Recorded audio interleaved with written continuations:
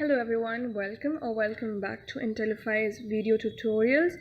In today's video, we're going to be starting with the second chapter, that is forms of business organizations. And the first one we're going to be dealing with is sole proprietorship.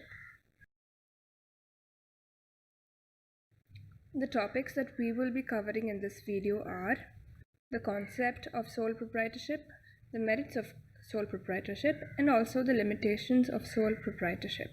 So let's get started.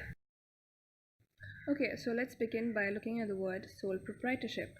Let's split it into two parts. The first one being sole, which basically means single or only, and proprietorship means what? Did I hear that right? Yeah, it means owner. So basically we can say that sole proprietorship implies a single owner or an only owner business. So now let's check out what sole proprietorship is. And I want you to read what's written in the video with me. So, sole proprietorship is a form of business organization which is owned, managed, and controlled by an individual who is the recipient of all profits and bearer of all risks. So the major points to be memorized in this meaning are that it is owned, managed, and controlled by an individual. Okay? Yeah, so we can rightfully say that this is a one-man show kind of business. And also the second point that is very important in this meaning is that he is the sole recipient or the only recipient of all profits and also the bearer of all risks. Don't you think it is rightful that he gets all the profits? Well, I do think so because he is the bearer of all the risks associated with his business. So, can you list out a few examples of sole proprietorships that you have noticed? Chances are that the beauty parlor or mitai ki dukaan near your house or even the grocery store can be a sole proprietorship. So if they ask you what sole proprietorship is, I hope you can now answer it. So don't forget to write this sentence as it is.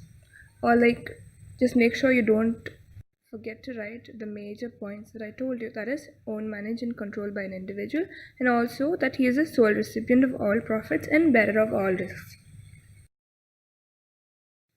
So I hope you understood what sole proprietorship is. Now let's check out some of its features.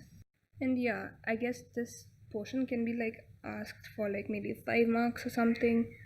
And if you learn the features one by one, I bet it will be very easy for you to understand the real concept of sole proprietorship. The first point is regarding its formation and closure. And yeah, there are hardly any legal formalities required to start a sole proprietor business. Though in some cases one may require a license. For example, if you're starting a restaurant, you need a license from the food security department, and if you are starting up a pharmacy, then you would need a license to do that. But otherwise it's very easy to actually start up a sole proprietorship. So the second point is liability, and it is actually important to realize that in a sole proprietorship, a business and the owner are seen as the same person, unlike a company which has a separate legal entity. Sole proprietorship doesn't have a separate legal entity, and because of that, the sole proprietor has unlimited liability, which implies that he is personally responsible for the payments of debts in case the assets of the business are not sufficient to meet all the debts. Now the third point is sole risk bearer and profit recipient.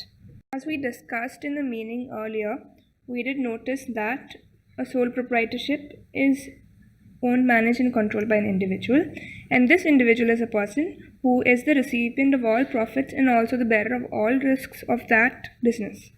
So let's say the profit is the fruit of his business, the fruit of bearing all the risks. Now the fourth point is control. As we know, a sole proprietorship is controlled by a single person who is also the owner. So all decision-making power also lies with him. The fifth point is no separate entity. Unlike a company, a sole proprietorship is not separate from the owner.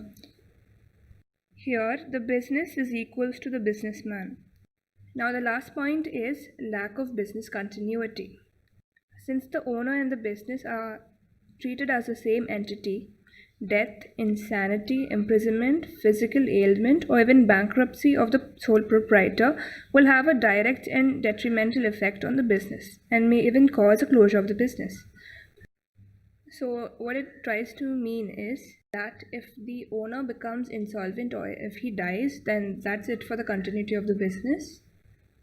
So anyways, these are the 6 points that you must remember when asked about the features of a sole proprietorship. Now we'll move on to the merits of sole proprietorship. So sole proprietorship has many good sides, like the merits it provides us or the advantages of sole proprietorship are: the first one is quick decision making. Since it is owned, managed and controlled by a single person, he can make whatever decision he wants even without consulting any other person. So this is the first benefit. The second one is confidentiality of information. Since there's no sharing of the business information, that information will remain confidential with the owner and he can keep it as long as he wants. And it's also there that a sole trader is not bound by law to publish a firm's accounts, so he can keep any number of secrets he wants to, right? Yeah. Now the third point is direct incentive. Since he's bearing all the risks, then all the profits he gets will be directly attributable to him. So it basically says that you get all the profits if your business is successful. The fourth point is sense of accomplishment.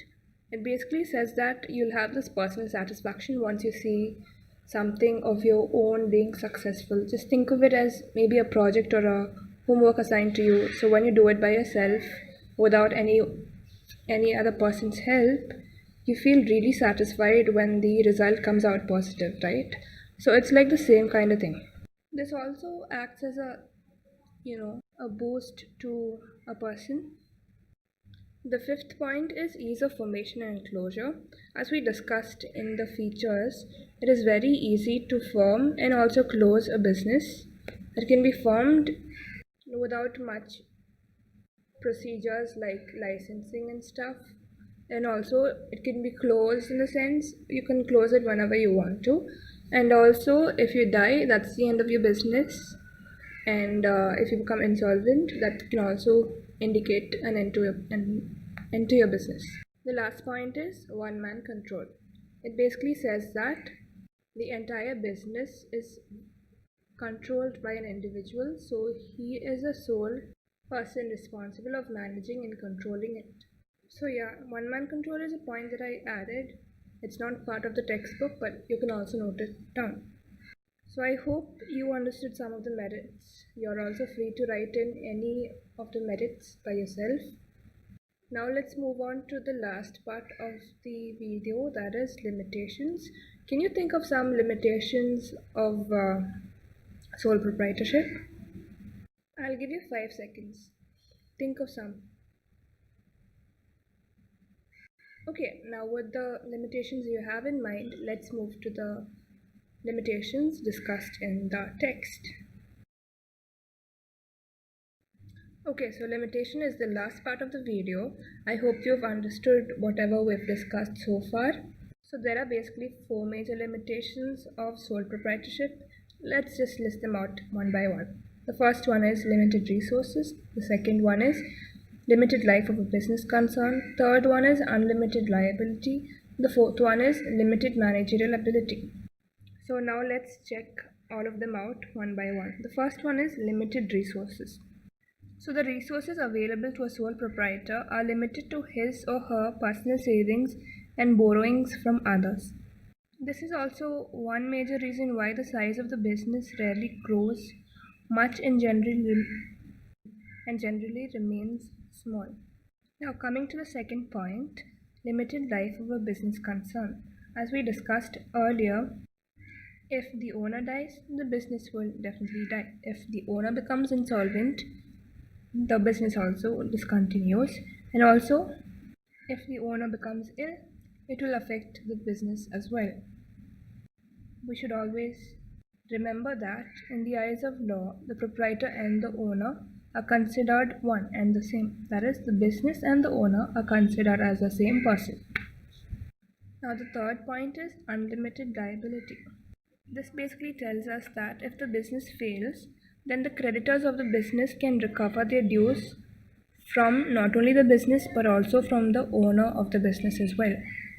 So, even though all the profits would be given to you if it becomes successful, but then there is also a risk of it going bad, and then all the failures would come to you. Now, the last point is limited managerial ability. As a single owner and controller and the manager of the same business, the owner would have many responsibilities to do. He has to assume the responsibilities of varied managerial tasks such as purchasing, selling, financing, etc. So it is quite rare to find individuals who excel in all these areas. Everyone is imperfect. There is rarely anyone who's perfect, right? It's the same point. So these are some of the major limitations of sole proprietorship. However, we must remember that although sole proprietorship suffers from a lot of shortcomings, many entrepreneurs opt for this form of organization because of its inherent advantages. Like it requires less amount of capital, and also because it is suitable for small scale businesses, and also in cases where customers demand personalized services. So with this we come to an end of this video. In the next video we will be dealing with partnership. So I hope you liked my class. I do recommend that you spend your time reading the text really well because it's very important for your exam. Anyways, thank you so much for tuning in. Hope to see you soon.